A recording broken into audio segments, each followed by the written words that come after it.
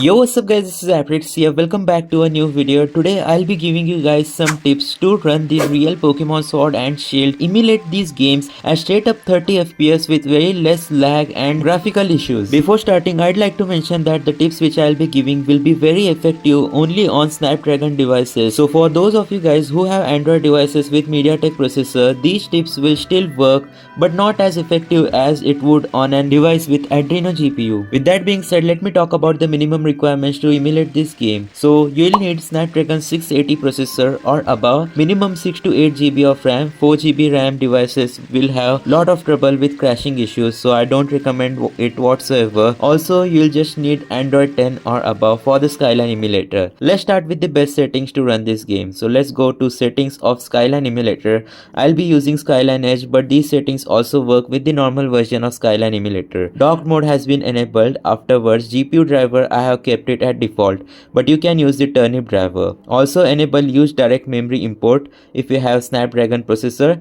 Enable fast GPU readback and fast readback write. So these two options will help you get better performance. Along with, it's very essential that you enable these three settings. After you open the game for the first time, wait for few seconds until the FPS reaches its maximum limit. So when I started the game, my FPS was about 15, so I just waited for few seconds and the FPS gradually went up to 30, and now I'm getting stable 30 FPS. The performance of Skyline emulators, normal as well as Skyline Edge, has improved quite a lot since the last time. We can surely expect full speed emulation on flagship Android devices. Now there will be some graphical issues in Pokemon Sword.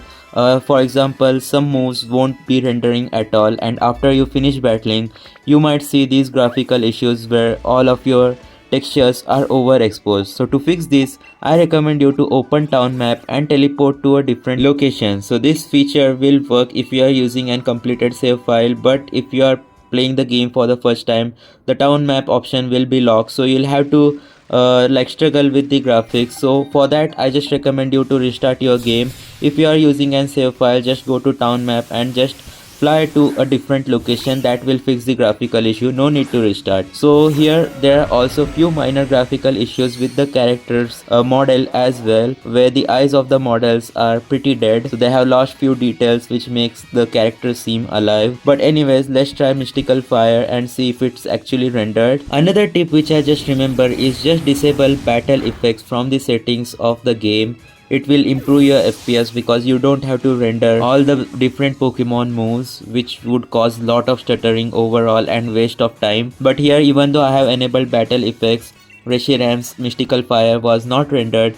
So let's try switching the Pokemon to Zekrom. And the funny part is, if you are using a completed save file, there is no chance that you would lose an actual battle against a trainer, which is kinda boring. But for today's video and demonstration purposes, I am using a save file. I just got another video idea. Let me know if you'd watch it. What if I loaded Extreme Pokemon Sword Randomizer in Skyline Emulator and filmed a gameplay on it, because it's pretty amazing. All the legendaries are spawned here and there. It makes the game way fun and more difficult if you enable Nuzlocke. But in the case of current gameplay, Zekrom's Bolt Strike was able to be rendered properly, and henceforth we defeated this trainer.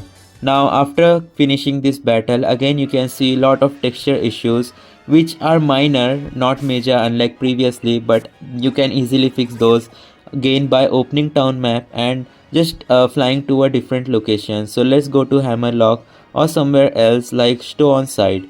Let's teleport here and see if the game textures are fixed. Yep, as I mentioned, this trick 100% works. So hopefully after watching this video, you are able to emulate Pokemon Sword and get better gameplay experience and overall better FPS as well.